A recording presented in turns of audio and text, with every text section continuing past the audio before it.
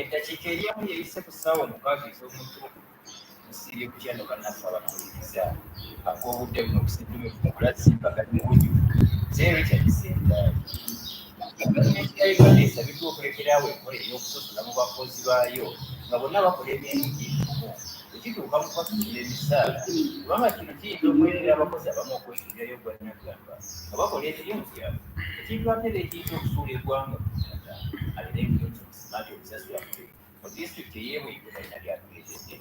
Bino byogeddwa omubaka wa paalamenti owa buliko ey'amaserengeta Dr. Lubbe Bayiga Ssaalongo omukolo gw'essomero yasinzibwanga Vocational Secondary School Balongwe ogw'okwebaza Katonda okukola obulungi ebigezo mu nteekateeka empya eya new curriculum. Bategeereza nti waliwo abanenya ababaka ba paalamenti lwaki baawa abasomesa ba sayansi ssente ennyingi ate aba ATSI ne babagada ensimbi. Katwawulire bakaawo babaza ensimbi nnyingi badepite ne babawo ssente butono. Ekyo kisinziira ku nnannyini nsawo ya ggwanga abeera pulezidenti.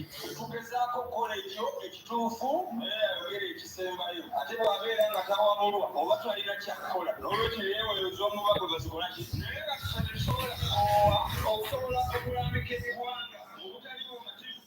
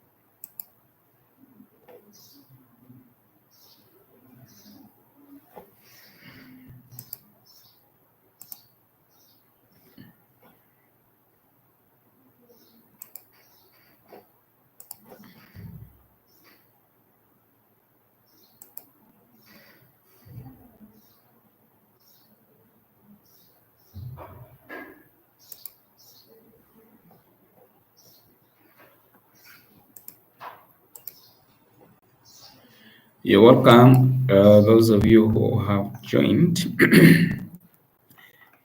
You can write in the chat section if you can actually hear me right. Confirm that you can hear me.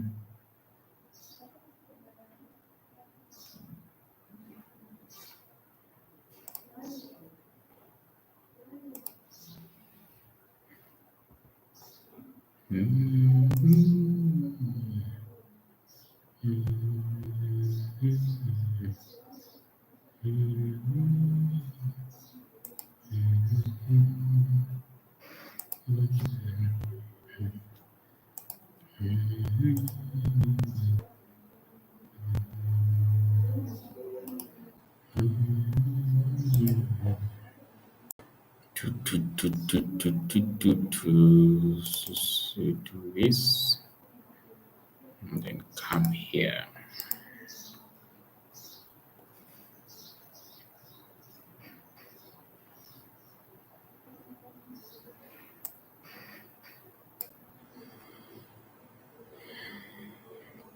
Yes, can you hear me? Write in the chat section either thumbs up or just thumbs up. Okay.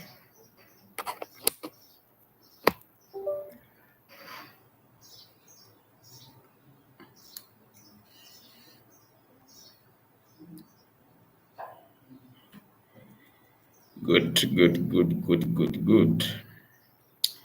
So today we are going to look at the thing here. Let me try to do this and see how whether it comes out clearly. Okay.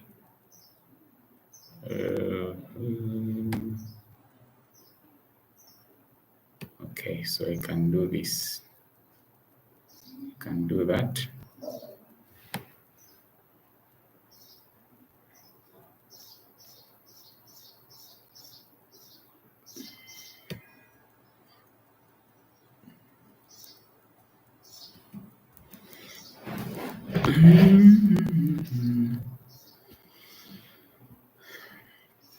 So thank you for joining this session. We are continuing our discussion on social determinants of health.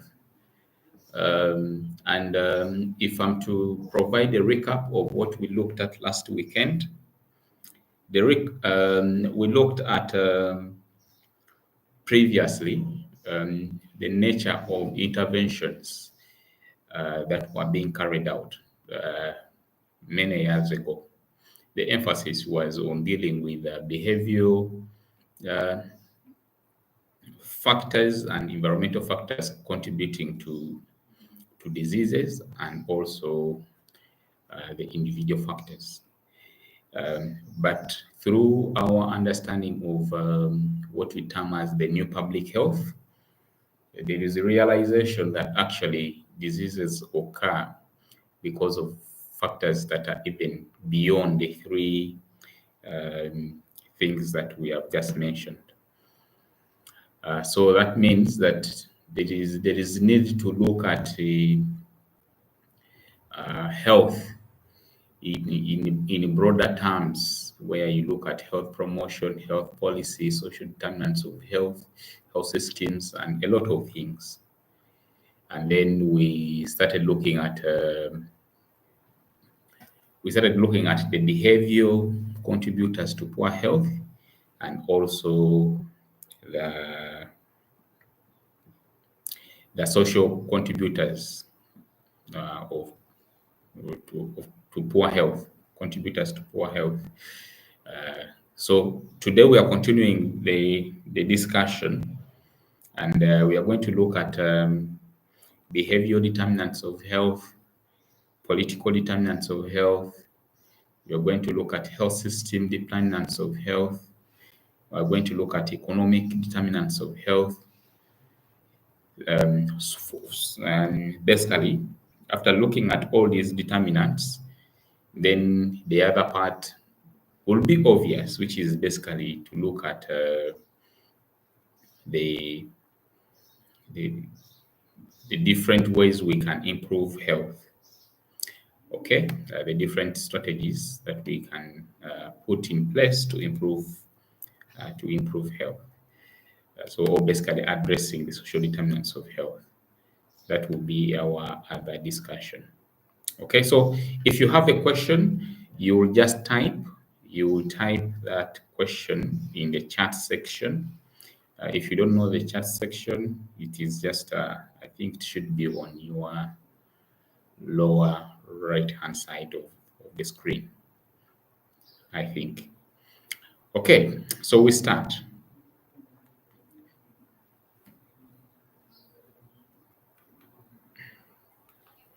So we start with the biological determinants of health. What we are talking about here is that health, the health of individuals or even populations can be influenced by biological factors. Okay, so with these biological factors, some of these biological factors mainly are non-modifiable. Okay, meaning that there is basically no intervention that can be carried out to change or to modify the biological risk factor. Okay, so that's why we are saying the non-modifiable issues to do with genetic makeup, sex. These are non-modifiable biological factors. But of course, we understand that with the technologies such as gene therapy, Okay, if you've heard of that, gene therapy, that means that the genetic makeup of an individual can actually be altered. Okay, so though some of them we still refer them to as non-modified, because in our context, for example, if you are here in this country and you're thinking about gene therapy, you should be among the 1%, the 1% of the population that can afford that, because definitely gene therapy is not available in the country. You will have to go abroad, whether it is to the US or the UK or things like that. Okay, so genetic factors play an important role. Okay, and the genetic makeup is the first factor that we are looking at under biological factors. Um, we have some individuals who are born with some genetic predisposition to certain diseases. Okay, and then we have individuals who are basically not even born with the predisposition alone, but are basically born with genetic disorders already. Okay, and then we have also individuals who cannot respond to particular diseases, I mean to particular treatments or medications, just because of their genetic makeup. So that definitely puts them at the risk of having poor health outcomes. Age is also another determinant of health, biological one. When as you age, your ability to fight certain diseases actually decreases, immunity decreases. So that means that you're prone to different conditions. But of course, as you also age, you have increased risk for cardiovascular diseases, okay, hypertension, stroke, and other cardiovascular conditions. Okay, and then because of these age differences, you'll find out that you have people who are more prone or more vulnerable to certain conditions than others. Okay, we often look at neonatal death as one of the indicators of health of a given population, because these neonates, if you have increased neonatal mortality rates, okay, if you have increased neonatal mortality rates, it means that the health system is having a problem. The health system for the country is having a problem. We often say that it is one of the sensitive indicators of health. Okay, if the country does not have proper health systems to take care of these neonates, such that you don't have increased neonatal mortality rates, then it means that the overall health of the people in that country are having problems. Okay, and then sex is the other biological determinant of health. Of course, one of the points that we pointed out earlier in our previous presentation was that there is no way we are going to have health outcomes that are equal. Okay, health outcomes that are equal. We are going to have a situation where you have people who have better health outcomes compared to others. And that is expected because we are not the same. Okay, but the only problem comes in when the difference in the health outcomes is attributed to unjust reasons. So definitely, because we have males and females, there is no way you're going to have the same health outcomes in a similar way in regards to the explanation that I've just given. Because women will have to go through, let us say, pregnancy, they conceive, then they have to go to antenatal care, and then they have to deliver, and then they go through postnatal care. So you have a period of almost 1 full year, a woman passing through uh, the birth process, and each of these stages has its own risks. Okay, pregnancy complications are very many. Complications during delivery are very many. Complications after delivery are very many. But the woman will have to go through all that. And on the other side, the man is not facing these same risks. Okay, so definitely you will not have the same kind of health outcomes between men and women. Um, uh, when we come to, let us say, for example, reproductive cancers, we have reproductive cancers. Um, the reproductive cancers in males are different from the reproductive cancers in females. Okay, you have, for the females, we are talking about cancer of the cervix, you will have cancer of the breast, you have cancer, different cancers, vaginal cancers, whatever cancer that you can think about that affects the female reproductive system. And then for the males, you talk about testicular cancer, you talk about prostate cancer, um, also reproductive cancers. But again, are these reproductive cancers happening at the same rate? Uh, the answer is definitely no. Okay, so you will have different rates of occurrence of these conditions. And males and females are also differ in terms of hormones.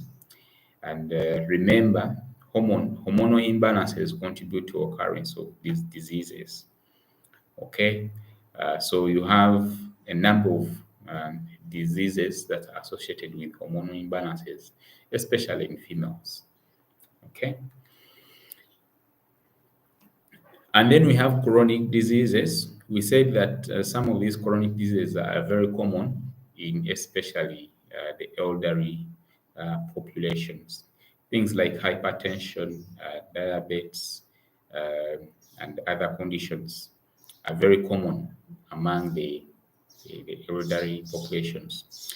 But that does not mean that you cannot have chronic conditions among, let us say, um, younger populations. Okay.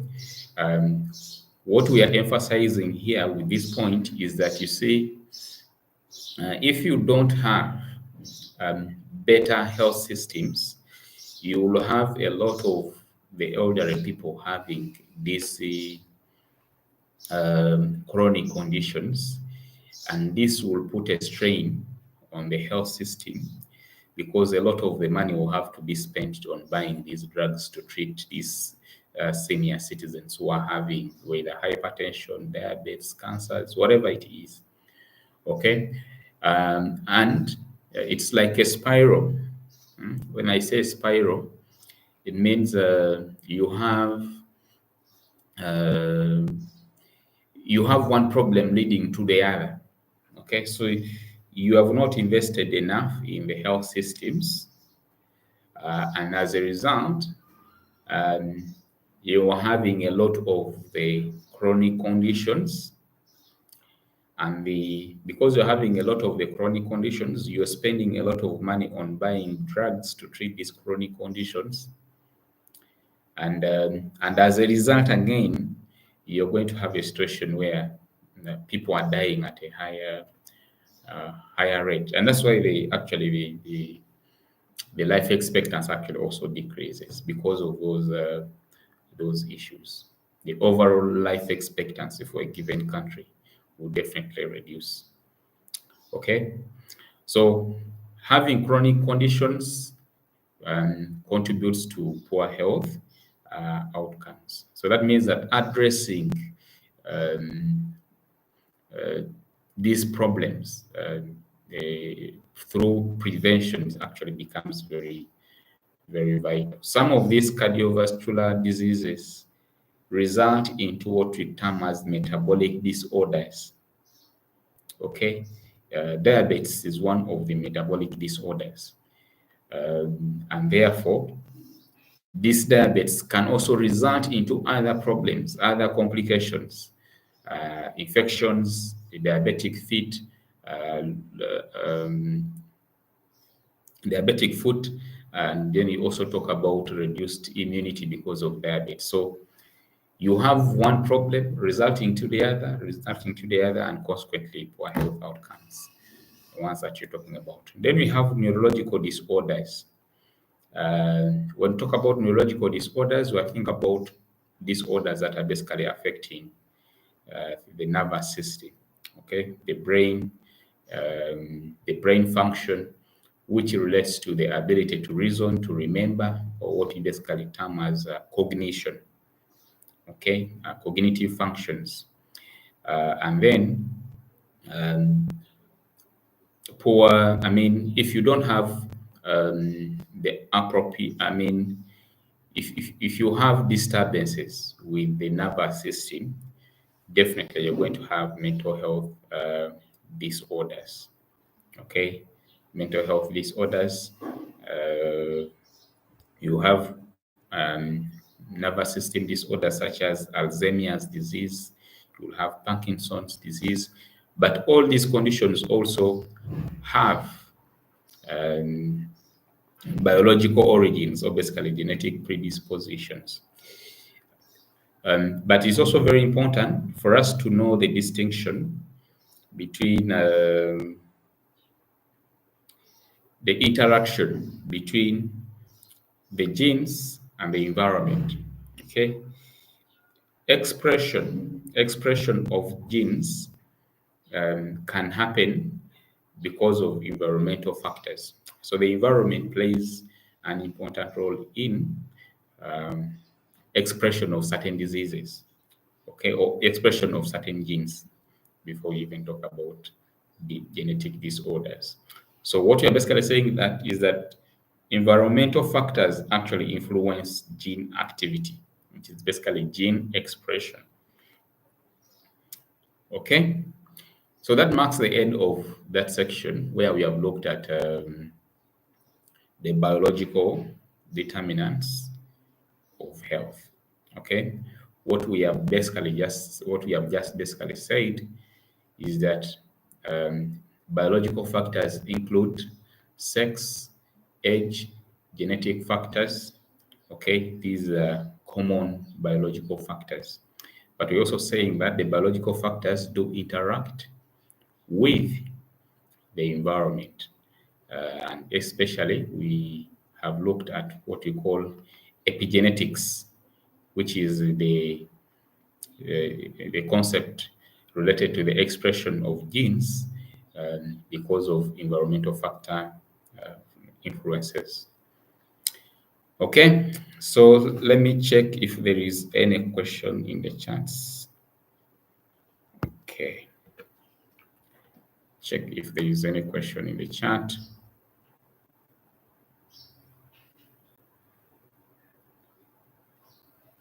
Um,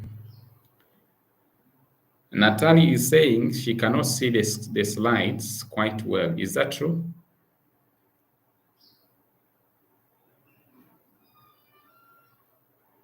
You just write in the chat and say that you can see the slides quite well or not.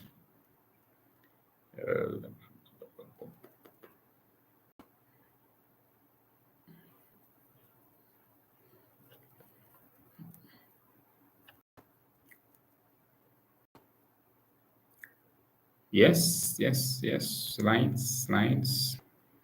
Write in the chat if you have been seeing the slides quite well. The slides are clear and visible. Okay.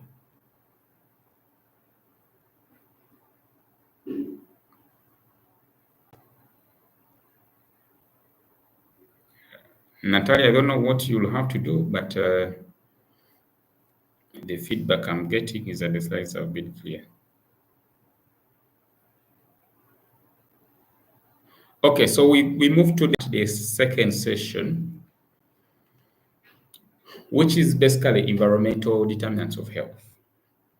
Okay, When we talk about the environment, usually we talk about the things that we see, that is the physical environment, but also in some texts, you'll talk about what you call social environmental factors.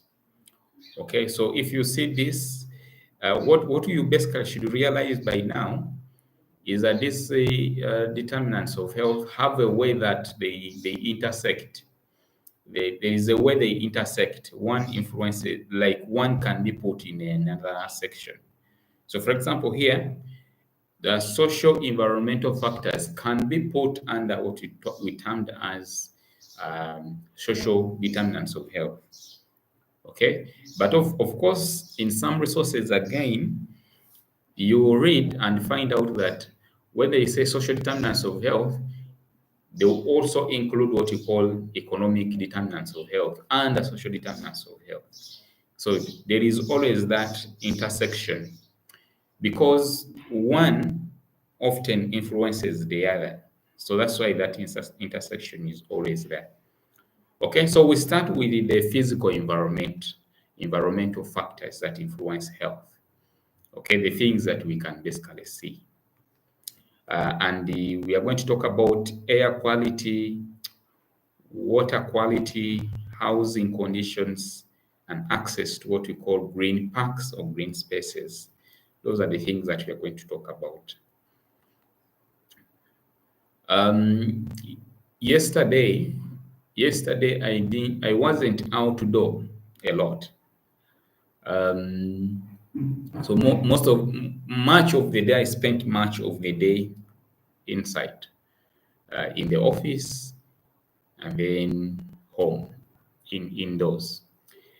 But one thing um, came to my mind was the quality of air that we have, especially here. When you move for about 30 minutes on the road, any road, and then you try to feel your face, you feel it is having a rough texture because of the dust. Okay, because of the dust. So that dust that settles on your face is definitely the what you're basically almost inhaling. Okay, because um, we have particles in the air that we can't see. Okay, and you may be thinking that okay, what you are having is clean air, but until you get what we term as air cleaners or air filters, and these things are now available. You can just buy them and put them anywhere in your room, and then after some few hours, you will see that it will change color because of the dust that is within your room. And you could think that your room is one where you have better quality of air, but it's actually the contrary. So that means that we are having poor quality air. Okay, so if I'm using those basic parameters to talk about the quality of air that we are having in our context. Okay, but if we are to use we have, it's actually problematic. So what are the contributors to this poor? Of course, we have dusty roads. That number one. Okay, we have dusty roads. We have not planted enough trees in this city.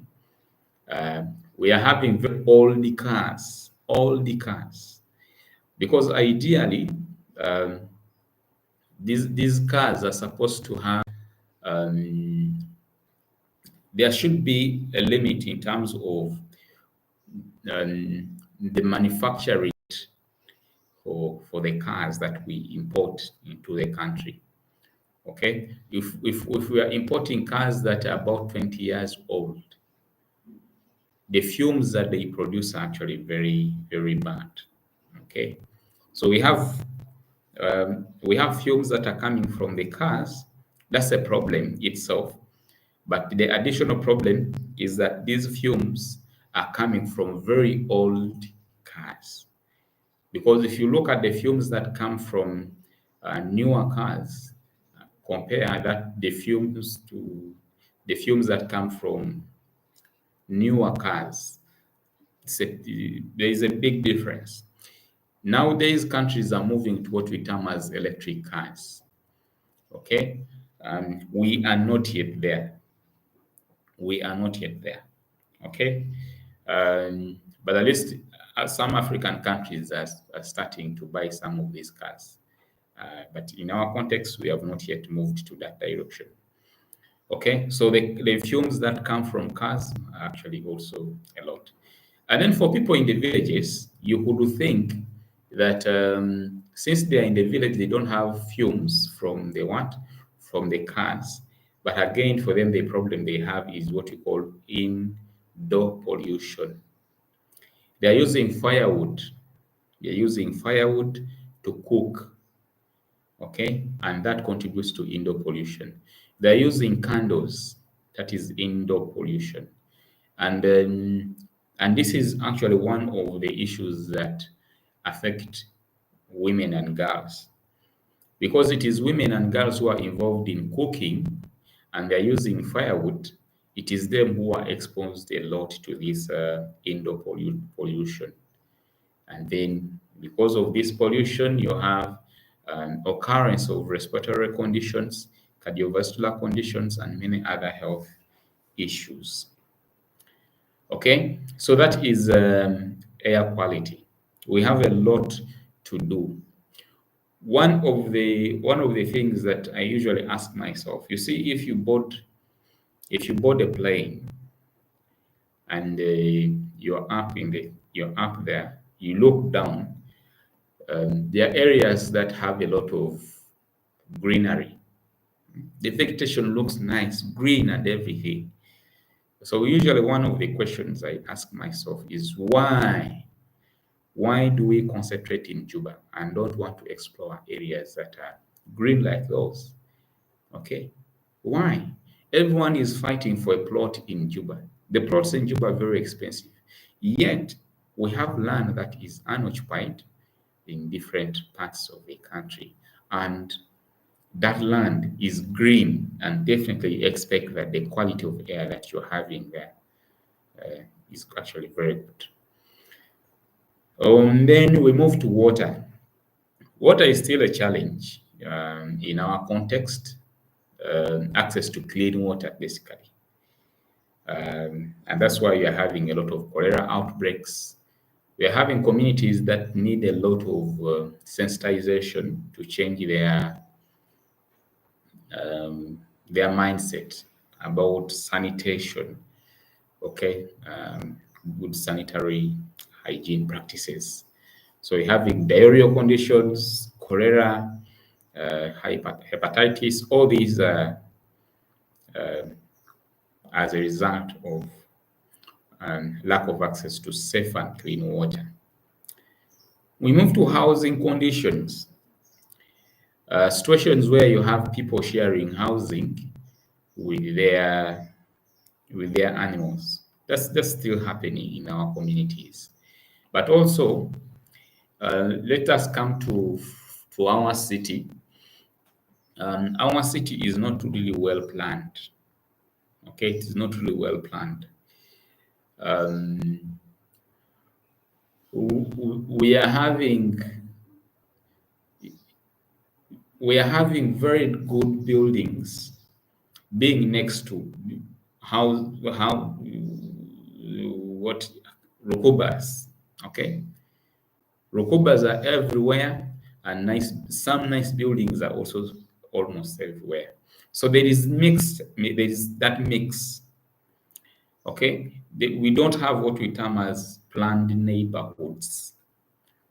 Planned neighborhoods where you have well constructed roads, good pavements for walkways. You don't have roads that are actually having trees on either side. We don't have those.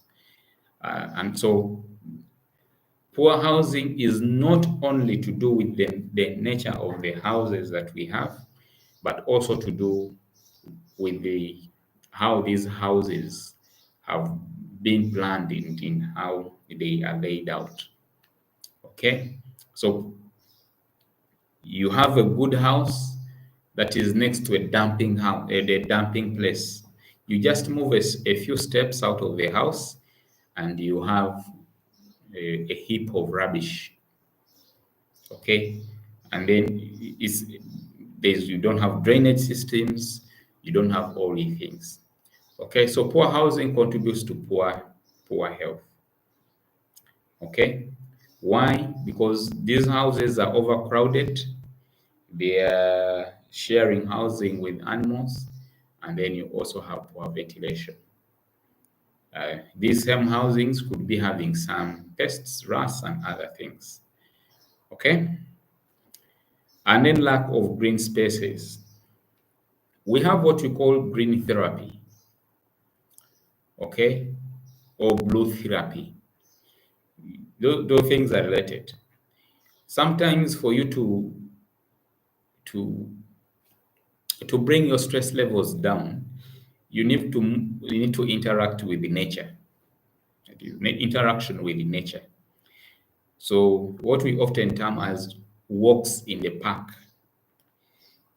When you are from work, in your leisure time, you can move around what we call green parks. That's the picture I could get. Sit down in a garden, listen to birds, watch birds, see different animals, see different living things. That helps in calming you down. Okay. Uh, if you look at the water bodies, what I call the blue therapy, that when you go to the riverside and watch uh, the water, okay, it helps in keeping you calm. So it's very important for your psychological well-being. But unfortunately, these spaces, we are not having them. Green parks, we are not having them, or green spaces, we're not having them. The spaces that we are having are the football pitches, which I think um, is something good. But of course, in urban areas, some of these football pitches are also being grabbed, and they're using them for construction of buildings. But again, those pitches, you can't call them green pitches because it's just dust. You don't have uh, nice pitches. Okay, so that's a big problem. Otherwise, if you're planning for example, they plan to shift the capital to another place, could one of the things that could be planned very well is to have green parks or green spaces. Okay, and all these contribute to, if you don't have stress, then some of the cardiovascular conditions can actually be reduced. Okay, because stress contributes to some of these cardiovascular conditions or chronic conditions, basically. Okay, so the things that are not, they're not like just for decoration, they are for public health. Having good walkways, having good parks, having good football pitches, all these things contribute to public health. And the things that I've just mentioned, let us say, for example, the water bodies, those are natural. The green parks, um, those are natural but maintained by humans, right? So if we are very deliberate about our environment, we can build healthy environments. Okay, what I'm terming here as built environments. Built environments, a deliberate effort to make sure that we have these facilities that can be used to improve health. And the pictures that you have there, the first picture is you can see that the roads are well demarcated. You can see just actually to demonstrate a park, okay, a green park. You have seats for people to sit. You don't have buildings there. You basically have a tent, something like a tent, and this also by the way contributes to what we term as social health. People can decide to meet in the what? In the parks, in the green parks. So when they meet there, the bonds that they create, are actually are stronger. Here, when you want to meet your friend, you're going to meet that friend in a bar. And when you meet the friend in a bar, what happens? You're drinking alcohol. But if you're meeting someone in a green park like that, it's much better, right? Okay. So built environment includes making sure that we have those parks that are well demarcated, well maintained, and things like that. They are natural, but they also have human input in there. And then the picture down there is to illustrate that construction of any nature or human activity of any nature should not be should not completely eliminate the natural environment.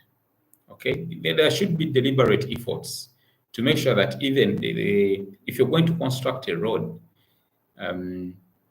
why not build that road or construct the road in places where there's going to be minimal damage to the environment. Okay, so that's the point why you have that kind of image. You can see the greenery around the road, and if you're actually driving and you're seeing that kind of greenery, it helps to calm you down, right? Yeah. So being very deliberate on building environments is actually very important for public health, for social interactions, and supporting our health. I mean, good or better health outcomes. So the things that you see in the movies, these are these these countries are deliberate in what they are doing. Okay, what what what we are facing is that you even have people who have the resources. Someone has the money, and you go to their homes, and their homes are everything is built. Okay, everything is built. You have the compound having pavements, no flowers, no nothing, no greenery. What makes you impressed about someone's, let us say, someone's house? Some of the natural things are the ones that should be very impressive. How someone has maintained, let us say, um, a natural compound with flowers, with trees, with what, and all those things. Okay. The environment can also include what we term as occupational environment, where you work, your workspaces. If you have people who are working in a quarry, of course, they are going to be exposed to a number of pollutants there. And some of the workplaces have a lot of what we term as related stress. We are having a problem that people are working for the bare minimum. People are working for the bare minimum, working to survive. Okay, working to make sure that you go home with bread. That's a very big problem. Okay, it contributes to stress. It does not result into development, personal development. You are there. You don't know what is going to happen, but you have to report to work. You're not sure of whether you're going to get paid or not. and also the amount that you are actually being paid is very, very minimal. So all those things contribute to stress. Apart from the exposures that we get at the workplaces, workplace conflicts, workplace injuries, mental health issues, and a lot of other things. Climate change is an evil that actually affects almost everyone. And for us, we have experienced it through the heat waves that we have had. And usually, issues to do with climate change, or basically environmental issues, they affect the poorest person more. So that is why the world is not actually fair. The poorest person is the one who suffers. That is an issue to do with what term as environmental injustice. That the people who are living next to a factory are the workers to the factory, are the workers in the factory, right? And and the factory is producing a lot of pollutants, including smoke, including other types of pollutants. And the first people to be affected by these pollutants are the poor people who are working within the factory. The rich people who are owning the factory are staying in posh hotels far away, sometimes even outside the country. Their families are actually outside the country. Okay, so that is the environmental injustice. So climate change also has a way in which it affects the most poor people badly. Okay, so we are not the major contributors to climate change, but it is us who had to close schools because of heat waves. Okay, so heat waves is just one of the manifestations of climate change. But of course, we have flooding, we have um, uh, the change in the pattern of precipitation, droughts, and all these things. Okay, so let me check if there is any comments in the chat. Any questions, any comments in the chat? Okay.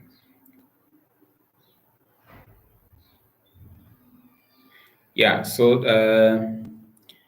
Mawa is asking where can we put noise and smell pollution.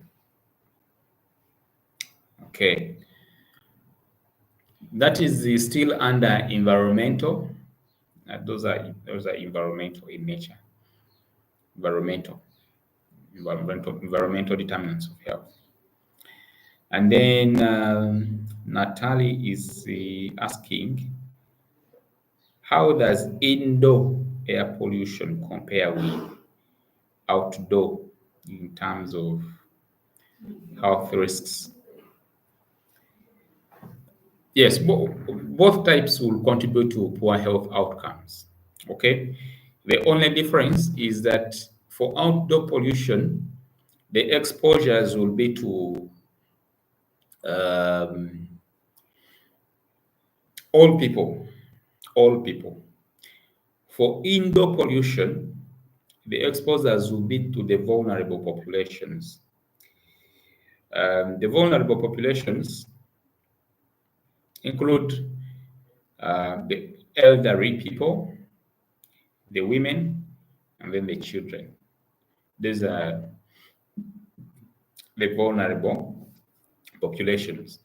It is the elderly who will always be around home and will be exposed to this indoor pollution a lot. The children cannot move around a lot, and still they will be exposed to this. But again, remember, their immunity is not yet that strong. Yeah, so the difference in terms of health is that what I can point out is the issue to do with who is exposed. When you talk about outdoor, all people. When you talk about indoor, mostly women, girls, the elderly, and also children. Okay, another question. So we move to cultural, and I think cultural will be our last section, and then we shall start from there next time.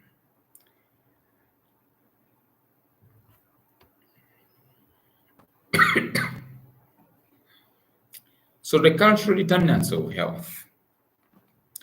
When we talk about this, we are referring to the beliefs, the norms, the values, the customs, the practices of a particular culture that influence individuals' behavior, perception of health, and health seeking behaviors or patterns. Okay? So the three things, please don't forget them.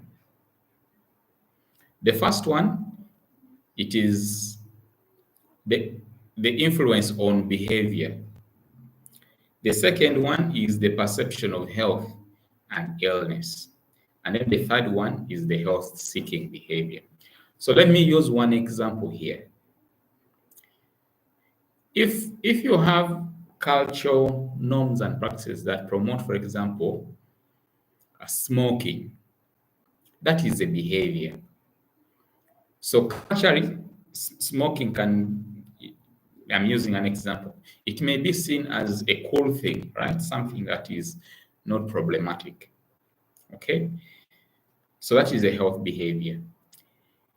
The second point, perception of health and illness. Now, if the person gets tuberculosis because of the smoking, if the person does not recognize the disease, tuberculosis, as a disease that can actually be treated in the hospital, though the treatment will take a minimum of 6 months, if they don't look at that, if their perception, their understanding of tuberculosis does not align to the current, let us say, biomedical view that this condition happens because of ABCD and it can be treated, they may not go to the hospital to be treated. Okay, so their perception of their illness is going to affect their health seeking behavior. So, for all the cultural determinants of health that we shall talk about, we are looking at them in those three aspects: which behavior is being affected, or we are looking at how someone interprets the disease that they have, and if their interpretation aligns with, let us say, um, it does not align with the biomedical view, where the when I talk about the biomedical view, is you going to the hospital, samples being taken, and then the diagnosis is made, and then you get treated. That is the biomedical view that I'm talking about. So if the person does not interpret it that this is a biomedical problem, I need to go to the hospital, they will not come. Okay? So we start. Culture is very hard to define culture, but at least we can point out the things that culture entails. We have norms, we have customs, we have beliefs, we have values, we have behaviors that a particular group actually share, okay, or a particular society. So culture shapes a lot of things. It shapes the way we speak, shapes our understanding of the world, shapes our social cohesion, shapes our identity, who we are, shapes the way we view the world. Okay, so again, it shapes our understanding of what health is, but also shapes our understanding of what illness is. And that is very important. So culture diversity is another term that we can look at. With cultural diversity, we are looking at different cultures coexisting together harmoniously. Okay, so I think South Sudan is one of the culturally diverse nations. We have 64 tribes, and that therefore means that you have different cultures, because even within a single tribe, you can have varying cultural practices within the same tribe. Okay, so that means that culturally we are very rich and diverse. Okay, so culture touches on many things that are related to health. Okay, let us start from what is the definition of an adult? And I think you can put this in the chat. I will look at the responses. According to your culture, who a woman or a girl is termed to be an adult at what age? According to your culture, a girl is termed to be or is regarded to be an adult at what age? You put the answers in the chat and we'll say that. Okay, but that's my starting point, that culture influences our understanding of who an adult is. And now, if we know who an adult is, it means it influences um, the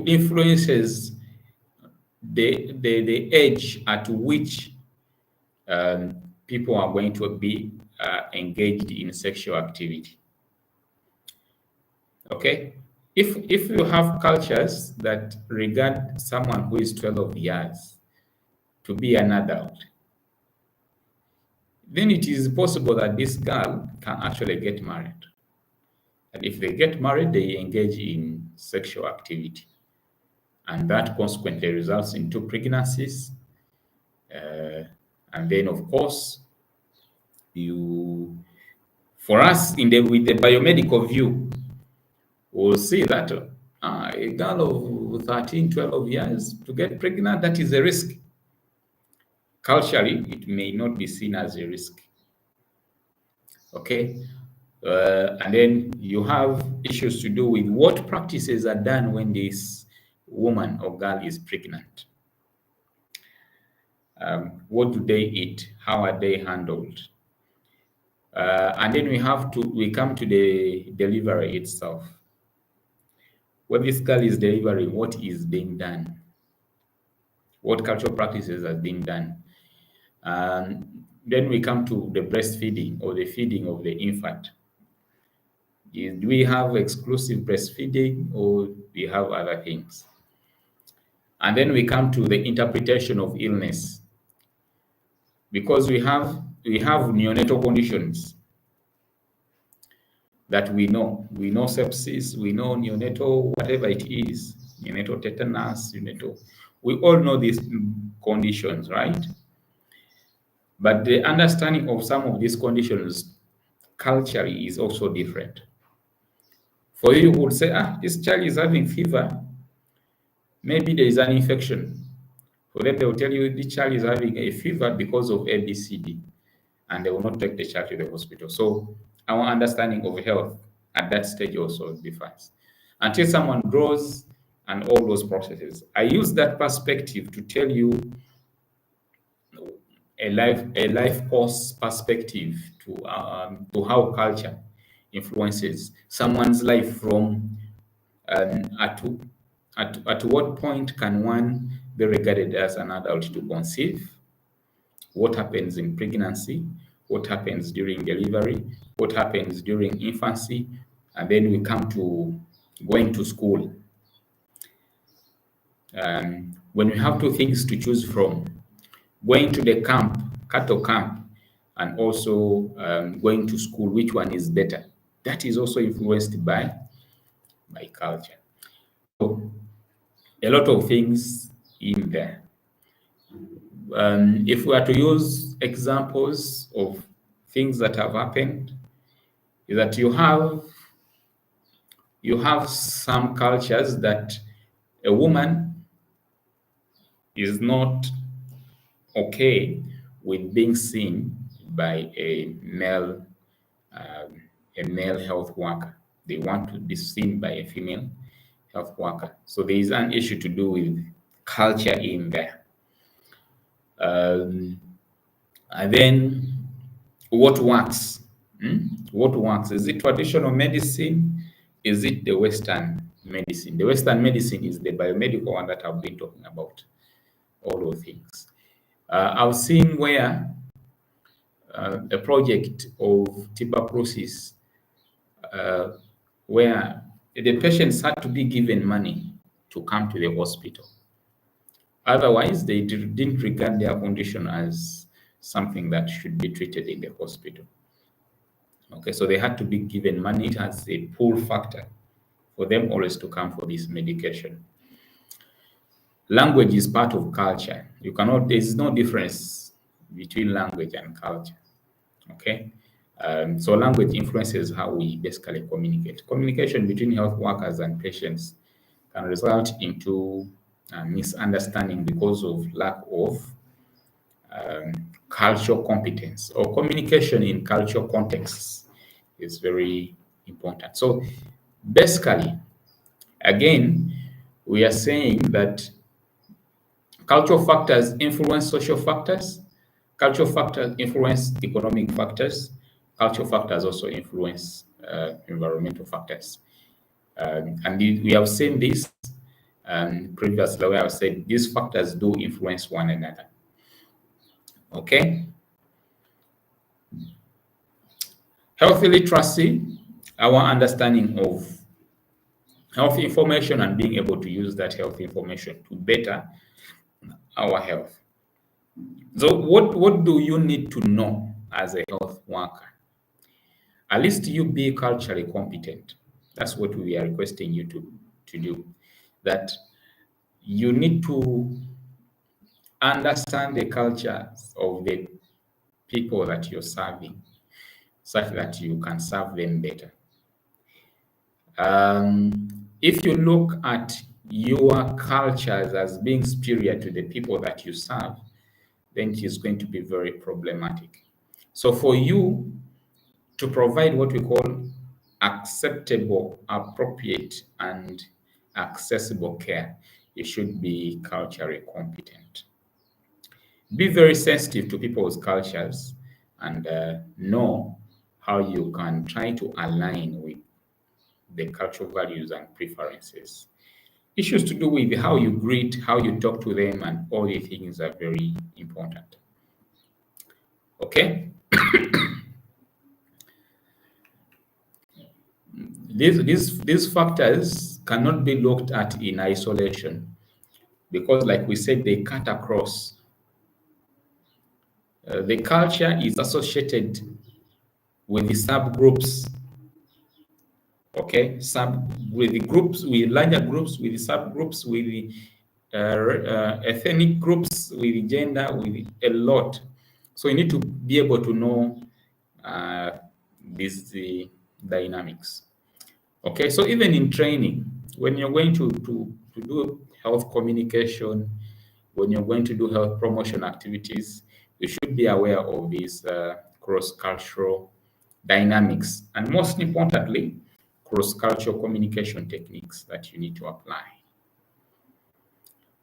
Okay, so that is why engaging communities actually becomes very important. If you're going to introduce a public health program, you need to interact with the community more such that you get to understand the cultural dynamics at play. Because we have seen situations where you have the public health intervention and you don't have people coming to participate in such an intervention. So that brings problems. Back to our chart and see the answers. I asked the question, no one answered. No one answered.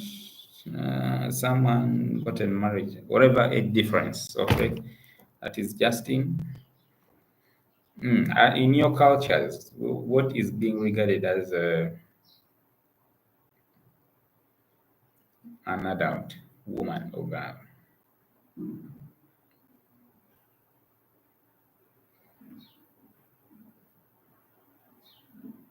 I'm waiting. Is it 18? Are you all saying that?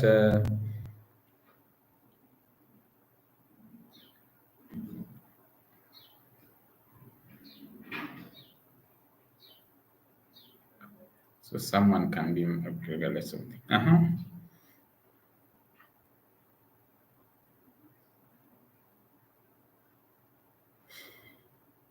Okay. Okay, so that basically marks the end of this presentation. For those of you that I supervise, we meet at 1:30. 1:30. We meet at 1:30. Have a nice weekend, everyone.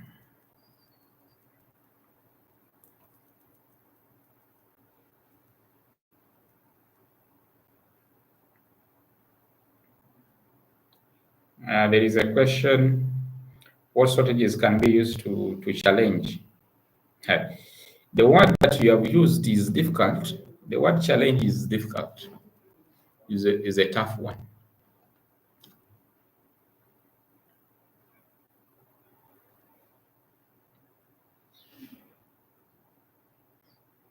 Well, when you say challenge, it puts you at odds. It puts you at odds with the community. And that's why the word sensitization I use. Sensitization is a deliberate term to use. You sensitize, not challenge. There's a difference between those two words. So you don't confront them direct head on. It's a process of having these conversations. Okay. So even like I've just said, I think it's about sensitizing them. Deliberate sensitization. Immersing yourself in those cultures is also very important. Okay, understanding their perspectives, very important. If you come as an outsider to tell people that this is wrong, it may not really help. So that's why immersion is very important. To immerse yourself, become part of the community, interact with them, sensitize them.